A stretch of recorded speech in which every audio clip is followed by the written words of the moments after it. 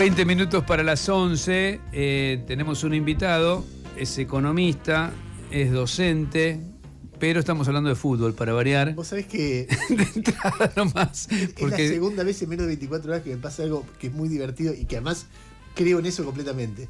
Ayer le invitamos a Roberto Piazza a la tarde, con la idea de, bueno, yo ya había entrevistado, venía un día y contame tu encuentro con Milei, y un tipo que, nada, Está muy consustanciado con Milei. Empezamos a hablar, yo me peleé con él un poco. bueno, empezamos a hablar de la vida y lo de Milei quedó en cualquier lado, como chiquito, Sí.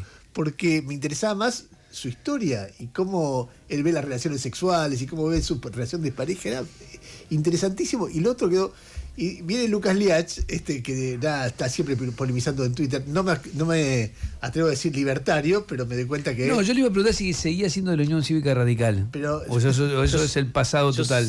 La verdad que nunca queda bien el siempre fui, pero siempre fui liberal, siempre me consideré liberal. Claro. Creo que hay aspectos del radicalismo y hay una rama más liberal, pero la verdad que los liberales no hemos tenido mucha representación. O sea, primero el liberalismo supuestamente era Alzogaray, que no era liberal, y Milei es un extremo de anarcocapitalismo en el que yo no creo. Yo creo que un Estado que tiene un rol para la redistribución del ingreso, etcétera, etcétera. Pero bueno, uno elige entre lo que puede y dentro de eso me parece que muchas cosas de Milei van en el buen camino para Argentina, ¿no? Pero nos sentamos a charlar y estamos charlando de Mastantuono, ¿a qué nivel está? Él decía, necesitaba un tuit de alguien él me decía que es hincha de Estudiantes, que decía que esto del juego con mucho toque, qué sé yo, es de africano, de hacer 5 goles, es del fútbol africano. La africanización del fútbol. Que los blancos... El hombre blanco quiere defensa, propiedad y ahorro. Una cosa de loco. Bueno, yo tuve, no sé, 10 minutos hablando de Central antes de entrar, por porque supuesto. hincha de Central. Eso le ahorramos a la audiencia, ¿no, Rey? Sí, se lo evitamos, le digo, hablemos todo ahora de Di María, del torneo que nos perdimos, etcétera, etcétera. Pero bueno. Un mileísta te dice que podés hablar de otra cosa porque, bueno, Porque la está todo cosa está bien. tranquila. Tranquila, no diría bien, pero más tranquila. No, digo más. Está buena para arrancar esa Sí. pregunta. ¿Tranquila para quién? Para un sector correcto. Pero hay un sector que la está pasando mal. Yo coincido por lo menos con Darín, que generó tanto enojo por las empanadas, pero me parece que había dicho algo que es cierto. Hay un montón de gente que la sigue pasando muy mal. Por eso digo, tranquila en un aspecto, pero en otro no. Fíjate que lo dijiste de otra manera, que hay gente que la sigue pasando mal. Por Sí. supuesto, Argentina es un país con mucha desigualdad, mucha pobreza, mucha miseria, muchas villas miseria o barrios populares, como se le dice ahora. Dentro de eso, cuando digo tranquilo, es la verdad que subestimamos lo que la gente valora, la caída de la inflación. Creo que de alguna manera el peronismo lo subestimó eso, como decir, no es tan importante, y creo que la gente lo valora mucho.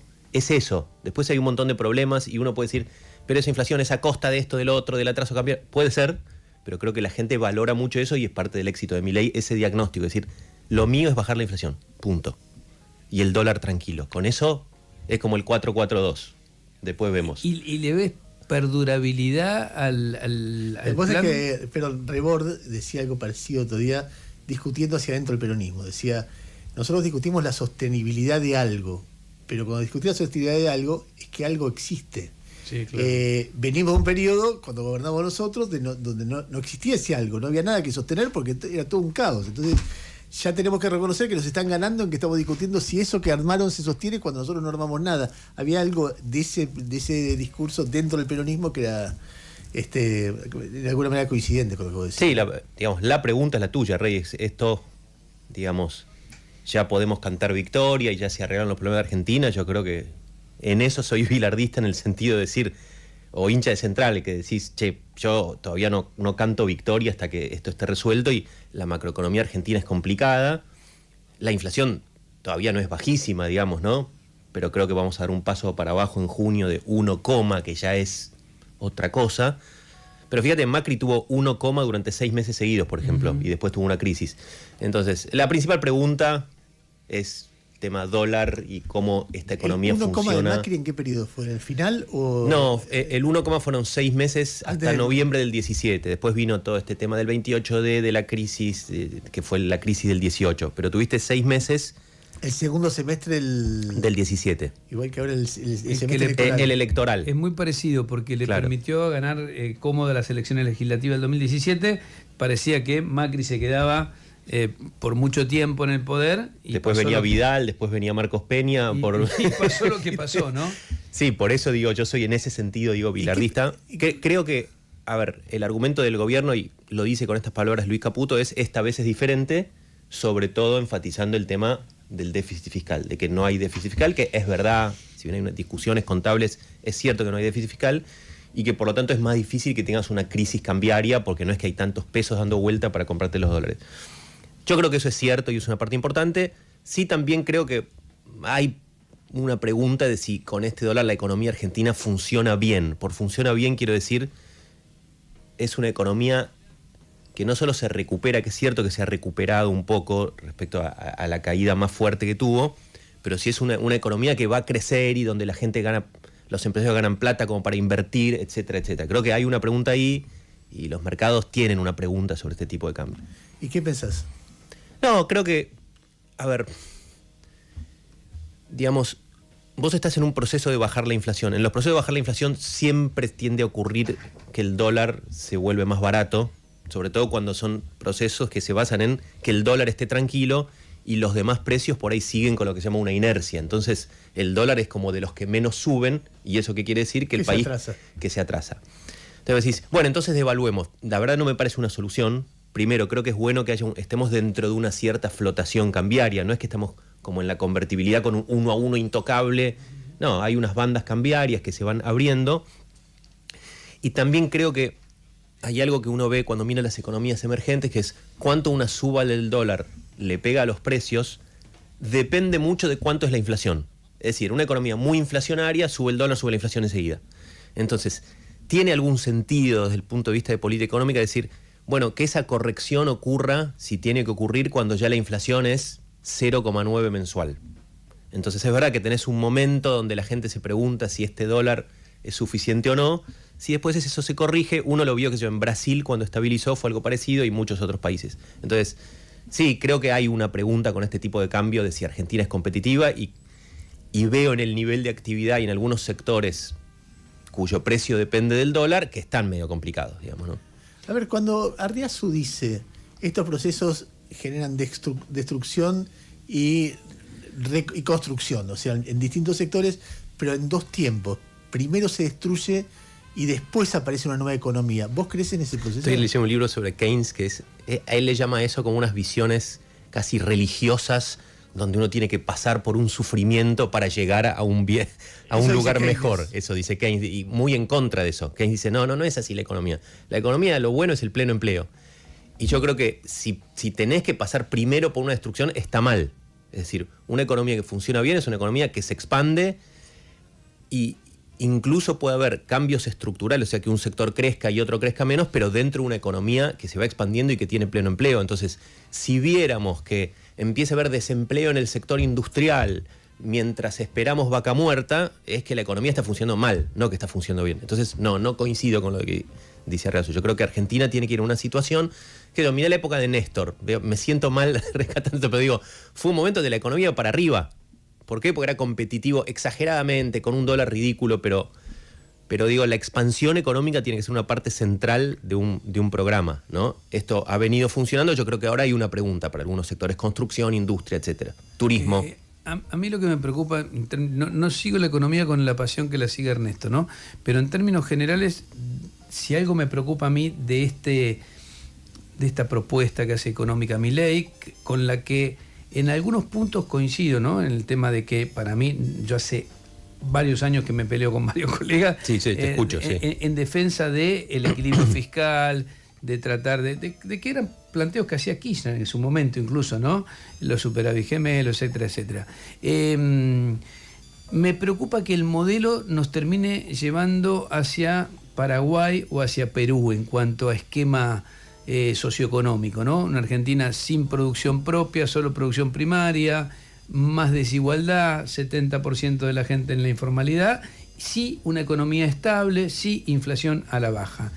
¿No ves ese escenario? Te escuché decir eso. Creo que Argentina es distinta socialmente desde lo que un economista llamaría capital humano, es decir, hay una, llamémosle así, una proporción de la gente con educación y con innovación y con unicornios y con, esas empresas que vemos en Argentina. Entonces, una Argentina que funciona bien, una Argentina en la que es rentable producir, no creo que sea una economía argentina donde tenés vaca muerta e importás todo lo demás.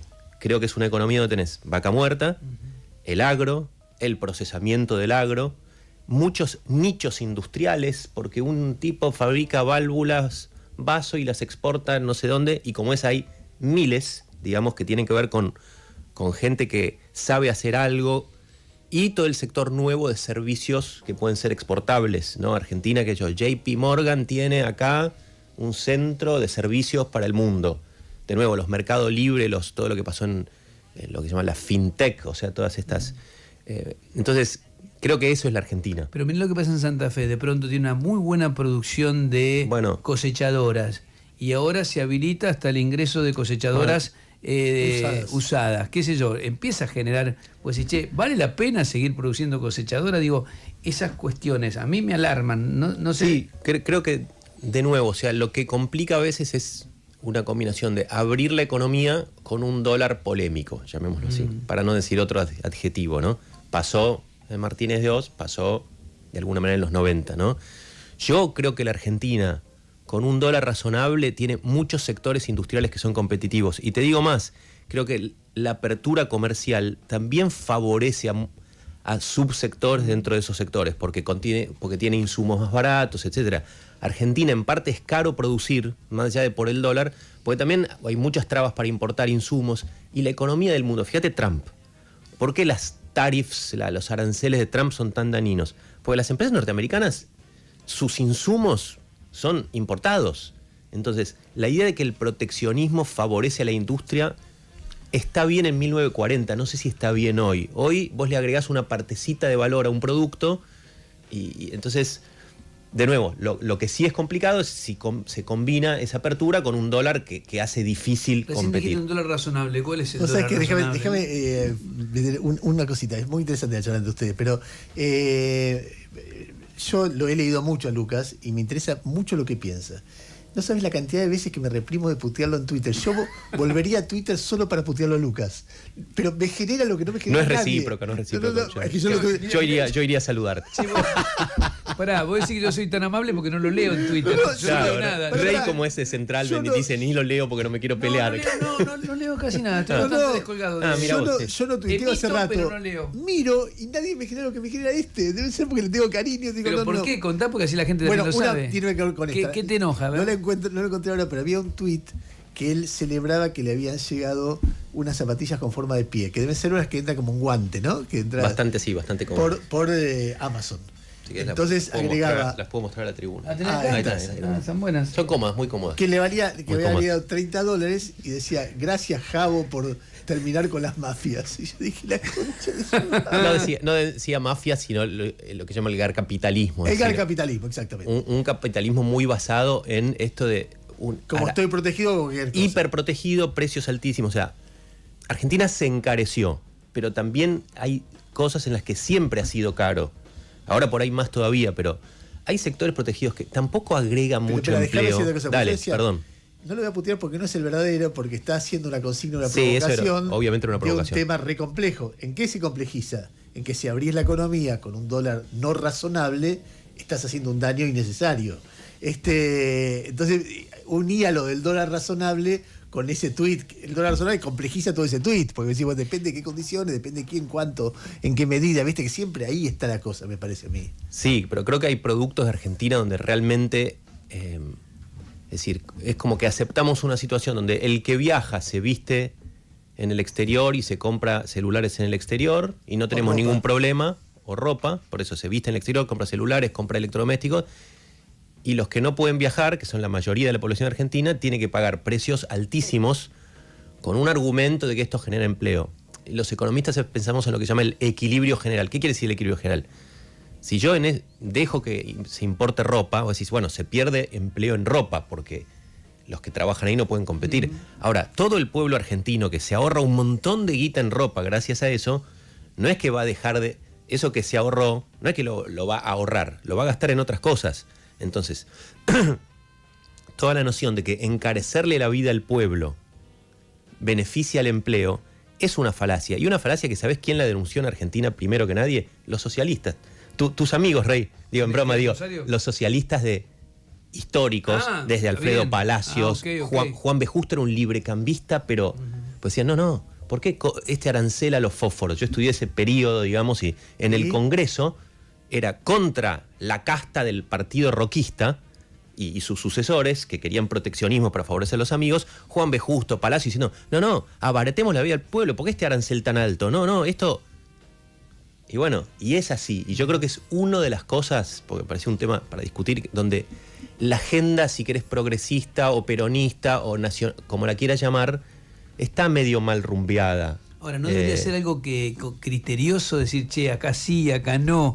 Porque a mí también lo que me hace un poco de ruido, bastante ruido, es esto, ¿no? Abro todo, cierro todo. Bueno, Argentina hoy sigue siendo la economía más protegida probablemente del mundo. ¿Por qué? Porque tiene un arancel común con el Mercosur. Tenemos el mismo arancel hacia afuera que el Mercosur. Y sobre eso hay recargas impositivas para importar, retención de IVA, que te pueden llevar a 100% en algunos casos. Y además el Mercosur en gran medida, yo es imperialismo brasileño. Si tiene un segundo lo explico, que es, vos pones un gran arancel y entonces el producto brasileño, como no entra a Argentina sin arancel, porque el Mercosur es justamente que no haya aranceles entre nosotros, puede entrar más caro de lo que entraría un producto, por ejemplo, chino, que sí tiene que pagar el arancel. Más barato. Entra más barato que el chino más arancel. Pero en el fondo, Argentina se está gastando más dólares en comprarle al brasilero que en comprarle al chino. Entonces, para mí, en gran medida, el Mercosur es una cosa muy favorable a Brasil, y países como Uruguay te lo cuestionan hace muchísimo. Uruguay te dice, ¿qué me da el Mercosur? Nada, porque le exporto a Europa o a China. ¿Qué pierdo con el Mercosur? Que tengo que comprarle productos más caros a Brasil. Si le comprara a China, bueno, el arancel va para el Estado uruguayo. Entonces, es para discutir. Yo creo que es el tipo de cosas que todo es debatible. Que Milei nos debería llevar a discutir. Cuando yo veo la agenda opositora a Milei, me parece una agenda demasiado defensiva. Quiero decir, esto no. Pero ¿cuál es lo tuyo? ¿Vos qué propones? Todo esto que está pasando, ¿no te interpela de qué construimos nuevo? Y hay muchas cosas para decir. La infraestructura, ¿qué está haciendo Milei? No mucho, se terminó la obra pública. Bueno, ¿cómo es este plan a la chilena que decías? Y en vez de estar interpelando esas cosas, ¿quién fue el mejor estatista de la Argentina? Roca. Ferrocarriles y educación. Roca, digo, en broma. Sí. Fue así. Eso no fue algo liberal. Bueno, ahora, vayamos a algo más inteligente, digo yo. ¿Cómo interpelás a alguien que no escucha? Que dice, yo soy el camino, la verdad y la vida. No, vos tenés que interpelar al electorado, me parece. Bueno, eso yo es lo otra que cosa. digo No te entendía que vos decías, abramos una discusión. ¿Qué hacer con la obra pública? No se puede discutir. No, olvídate, lo que yo digo es que vos tenés acá una fuerza política que es extrema, que es la del gobierno, con la que yo en muchas cosas estoy de acuerdo en el ordenamiento macroeconómico, pero ni yo, que soy un liberal, estoy de acuerdo en otras, ¿no? Y que yo veo que hay una especie de desierto hoy armándose fuera del gobierno. Por lo menos un desierto de discurso, y lo único que uno escucha es... Te voy a decir una cosa más. Creo que Milei parece que no escucha, pero mira con más pragmatismo de lo que parece. Te voy a dar dos ejemplos que a mí siempre me sorprenden para bien. No plantea la privatización de YPF, pues se da cuenta que para el esquema económico es clave. De alguna manera legitima una medida que fue muy criticada por Kicillof. Y lo otro, se presume de haber frenado la caída de la pobreza y de la indigencia, sobre todo producto de la devaluación gracias a haber aumentado otra medida de Cristina, que es la asignación por hijo. O sea, hay un momento donde Milei se vuelve estatista y se vuelve distribucionista, como... O en todo caso pragmático. Pragmático, como mínimo pragmático. Está leyendo de otros algo que le sirve, incluso con el cepo. La idea de mantener primero totalmente y después ceder ante la necesidad y ahora parcialmente el cepo y contento para... Yo soy liberal, la UH, incluso él hace alarde de decir, yo aumenté la UH, y en la visión libertaria decís, no, esto es contrario a esa visión. Él te dice, bueno, no, es que estamos en el camino a la sociedad libertaria y en el camino necesitamos dar ese apoyo. Pero totalmente hay un pragmatismo de Milei, la verdad. Eso te das cuenta que él es muy enfático y cuando habla es 100% seguro y dogmático, y sin embargo en sus acciones, en muchas, ha sido la dolarización. Yo te voy a decir algo que pienso proponer porque tengo incorporado. Yo creo que el dólar exageradamente barato hace que vos lo ves en muchas cosas. Lo ves en básicamente el resultado de cuenta corriente, los resultados negativos que se van acumulando y cada vez son un poco peores. la idea de que vos liberaste el cepo y en la primera quincena se compraron por particulares 2.000 millones de dólares, vos te das cuenta que la sociedad argentina frente al dólar barato reacciona de una manera, sea injusta, sea mala, no sé, reacciona de esa manera. importa, sí. Y entonces con el correr del tiempo va generando su efecto. Entonces yo cuando veo datos coyunturales, viste, el otro día Katterberg decía, mi pregunta con Milei era si era Rodríguez Sá, duraba 7 días, era Duhalde, era un presidente de transición, o era Kirchner. En los últimos, hace rato que veo entre Duhalde y Kirchner y ahora estoy más cerca de Kirchner que de Duhalde. O sea, imaginando que Milei dure 2 mandatos, ponele. Pero yo voy viendo que va siendo lo que percude siempre, más turismo hacia afuera, menos viajes hacia adentro, bueno, todas las cifras que ya sabemos. Entonces, que finalmente dice es un país que genera menos riqueza, porque el incentivo es importar lo más posible, exportar lo menos posible, etc. Entonces, veo que todo el mundo lo sabe esto, todos los economistas de nivel que uno siempre ha conocido lo están diciendo, y el gobierno se emperra, como otros gobiernos, en que no. Entonces uno sospecha, están gastando un montón de plata por la campaña electoral. Tampoco son boludos, leen esto, después de la campaña electoral van a devaluar o hacer algo para acomodar. Pero en algún lugar dudo que sea así, porque lo veo a Milei muy firme con eso, de mantener, no comprar reservas, mantener... No es una gran pregunta. Yo creo que, a ver, siempre hay algo electoral en esto. Con Pablo Kirchhoff acabamos de republicar un artículo que hicimos hace 20 años que, sintetizado, es un problema de Argentina de los últimos 50 años ha sido que todos los gobiernos, como una manera de popularidad, tienen su episodio de dólar bajo. Dólar barato. Te podés llamar Cristina Kirchner o Martínez de Oz, mirá lo que te digo, y a todos les gusta ser populares.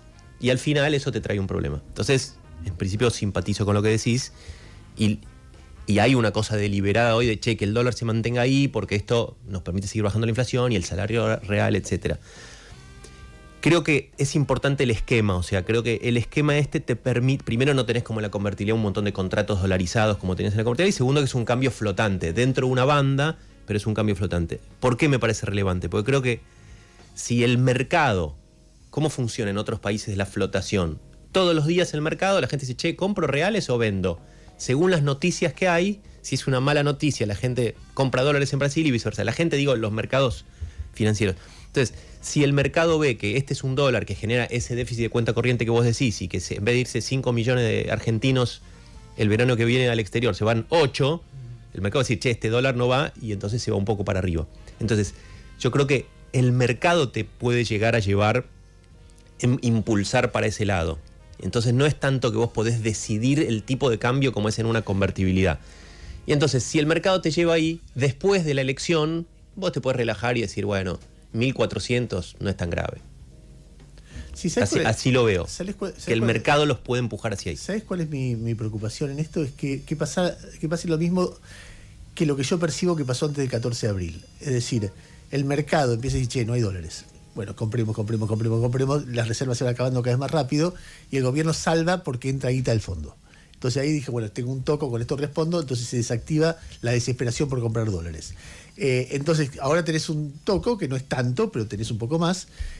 Para eso el dólar tiene que, o sea, para que el Banco Central venda dólares en el mercado, el dólar tiene que llegar a lo que se llama el techo de la banda 1400. cambiaria, a 1.400. Por eso digo, no, está bien.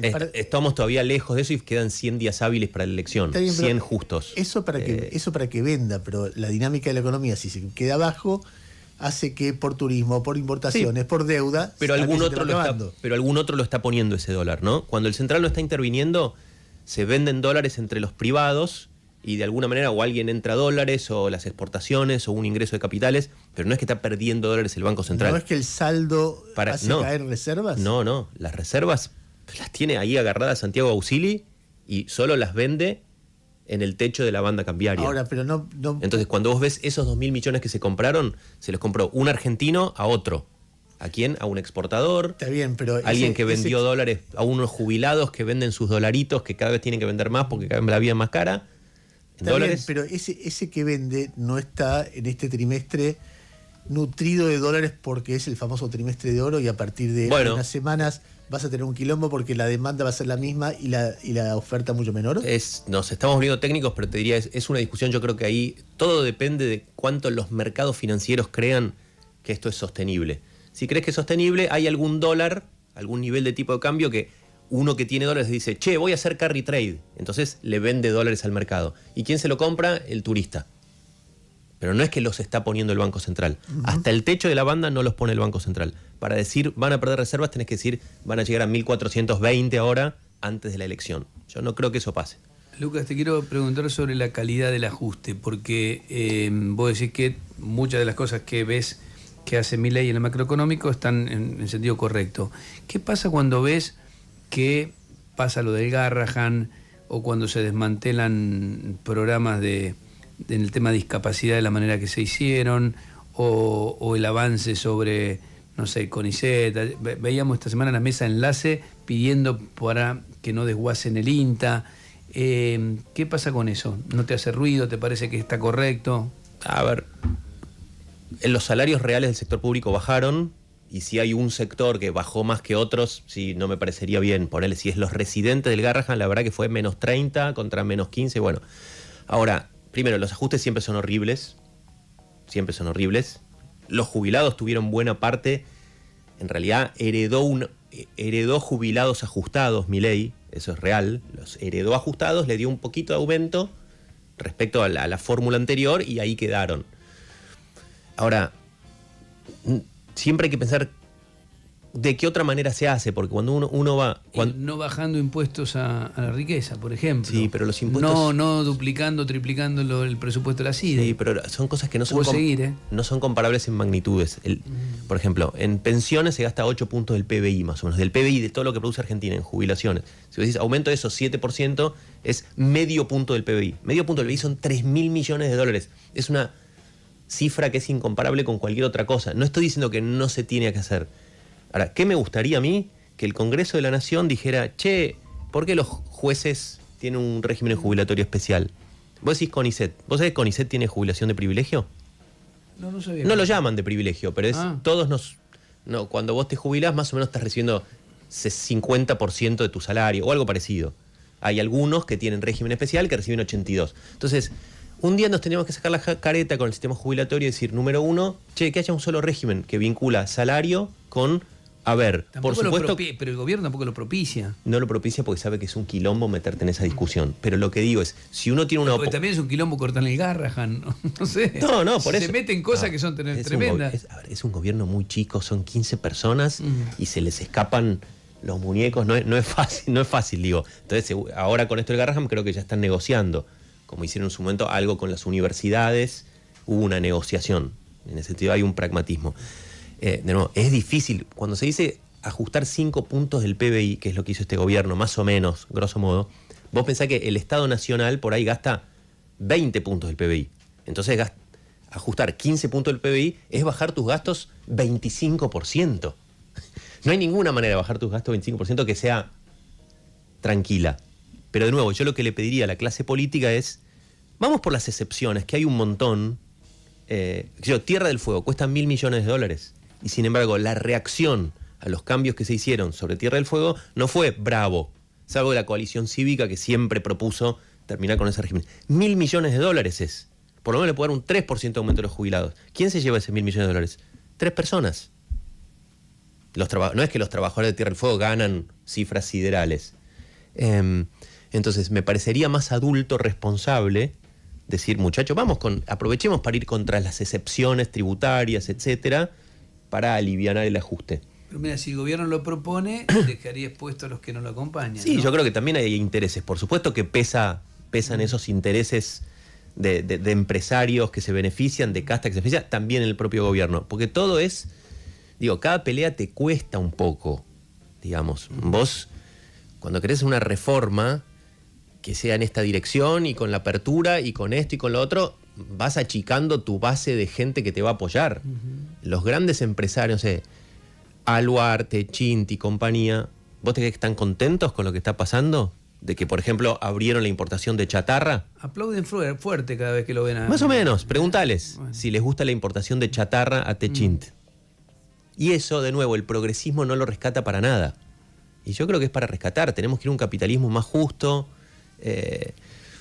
No sé, me parece que falta una crítica un poco más lúcida a Milei y que al mismo tiempo a la gente le resulte atractiva. Creo que esta crítica tan defensiva donde para Milei es un juego, para Santiago Caputo se ve reír cada vez que votan un aumento de gasto diciendo, son de nuevo la casta. Les vamos a vetar, les vamos a decir, ustedes quieren volver a la inflación, que sería distinto si hacen una crítica un poco más inteligente y más nueva.